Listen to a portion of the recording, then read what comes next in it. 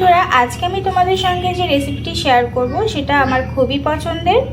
সেটা হচ্ছে আলু আর করলা ভাজি। এই করলা ভাজিটা করার জন্য আমি আলুটা আর করলাটা ঠিক এইভাবে কুচি করে কেটে নিয়েছি। আর এই ভাজিটা করার জন্য আমি যেটা ব্যবহার করব সেটা হচ্ছে ফালি করে রাখা কাঁচামরিচ আর কয়েকটা পেঁয়াজ কুচি। তো চলো আমি কিভাবে এই ভাজিটা করি সেটা তোমাদেরকে অবশ্যই দেখাবো। অনেকে বলে থাকে যে করলা ভাজি খেতে অনেক তিতা লাগে, কিন্তু আমি যেভাবে রান্না করি বা যেভাবে ভাজি করি এইভাবে করলে কখনোই তিতা লাগে না, বরং আরও খেতে খুব ভালো লাগে। তো চলো আমি কিভাবে এটা প্রিপেয়ার করি তোমাদের সঙ্গে সেটা এখনই শেয়ার করব। তো বন্ধুরা, এই রান্নাটি করার জন্য আমি কড়াইতে পরিমাণ মতো তেল দিয়ে দিয়েছি। অবশ্যই এটা সয়াবিন তেল। সয়াবিন তেলটা খুব ভালোভাবে গরম হয়ে গিয়েছে। তো আমি এগুলো যখন কেটে রেখেছিলাম তখন এগুলো একসাথেই আমি ধুয়ে রেখেছি। তো এই পর্যায়ে আমি কিছুটা লবণ আর হলুদ এখানে দিয়ে দিলাম। আমি এটা যতটুকু আমার মনে হয়েছে যে এতটুকু পরিমাণে লাগবে ঠিক ততটুকুই ব্যবহার করেছি। তো এখন আমি কি করব, তো এই গরম হয়ে যাওয়া তেলে আমি এখন পেঁয়াজ আর মরিচটা এটা দিয়ে দেব। এখন এটা একটু ভাজি করে নেব। তো এই ভাজি করে নিতে নিতে আমি এখন এর মধ্যে এই কুচি করে রাখা যে উস্তে আর আলুটা আমি ধুয়ে রেখেছিলাম সেটা এখন দিয়ে দেব। তো এখানে আমি পেঁয়াজ ভাজি করার সময় এক্সট্রা কোনো লবণ বা হলুদ অ্যাড করব না। এভাবে একটু নেড়ে চেড়ে আমি একটু লাল লাল করে ভেজে নেব। তো দেখো তোমরা, সামান্য লাল লাল হয়ে যাচ্ছে আস্তে আস্তে। তো এইভাবে একটু নাড়াচাড়া করতে থাকবো। নাড়াচাড়া করতে থাকলে আসলে পেঁয়াজ সমান পরিমাণে ভাজা হয়।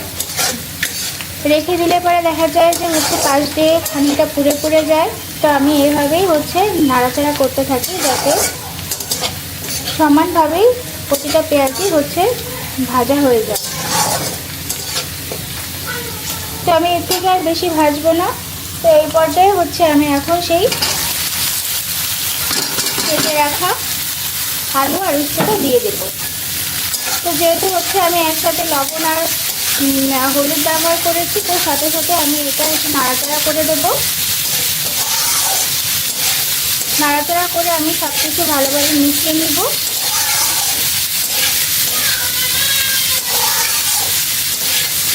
তো আলু আর উস্তাটা যাতে ভালোভাবে সেদ্ধ হয়, তো তার জন্য আমি এখানে সামান্য পরিমাণ একটু জল ব্যবহার করব।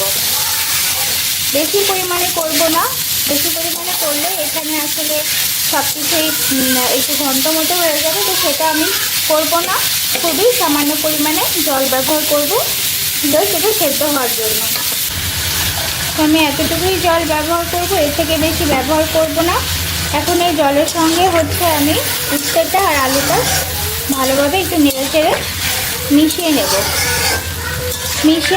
এবং ঢাকা দিয়ে দেব যাতে করে ভালোভাবে এটা সেদ্ধ হয়ে যায়। খুব বেশি নাড়াচাড়া করব না, তাহলে আসলে উস্তে আলু সব কিছুই ভেঙে যাবে। ভেঙে গেলে এটা আসলে ভালো লাগবে না, একটু ঘন্ট মতো হয়ে যাবে। তো সেটা আমি করব না, এটা এখন আমি ঢাকা দিয়ে দেবো। তো বন্ধুরা দেখো কি সুন্দর করে আমি আলু আর উস্তেটা ভাজি করে নিয়েছি লাল লাল করে। তোমরাও এরকম বাসায় লাল লাল করে ভাজি করবে, দেখবে উস্তে খেতে একদমই তিতা লাগবে না। তো ভাজি একদমই হয়ে গেছে আমার।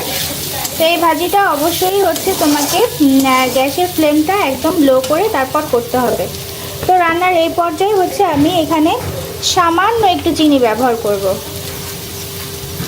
তো আমি এইটা যে কোনো ভাজিতেই দিয়ে থাকি, আলু ভাজি হোক বা বেগুন ভাজি হোক, যে কোনো ভাজি দিয়ে হোক না কেন আমি একটু চিনি ব্যবহার করি, তাতে ভাজির স্বাদটা একটু ভালো হয়। তো তোমরাও বাসায় আমার মতো এভাবে রান্না করবে। তো আমার ভাজিটা একদমই রেডি হয়ে গেছে। এবার আমি এটাকে চুলা থেকে নামিয়ে নেব। দেখো কি সুন্দর লাগছে দেখতে। তোমরা অবশ্যই বাসায় এভাবে ট্রাই করবে। উস্তে ভাজি খেতে দেখবে একদমই তিতা লাগবে না। যারা একদমই পছন্দ করে না তাদেরও এভাবে খেলে দেখবে অনেক ভালো লাগবে। তো তোমরা আমাকে কমেন্ট বক্সে অবশ্যই জানিও যে বাসায় প্রিপেয়ার করে খেতে তোমাদের কেমন লেগেছে। অবশ্যই আমাকে সাপোর্ট করো, আমার চ্যানেলটি সাবস্ক্রাইব করো। ভালো লাগলে আমার ভিডিওটিতে একটি লাইক দিয়ে দিও, কমেন্ট অবশ্যই করো। তো তোমরা সবাই ভালো থেকো, আজ এতটুকুই।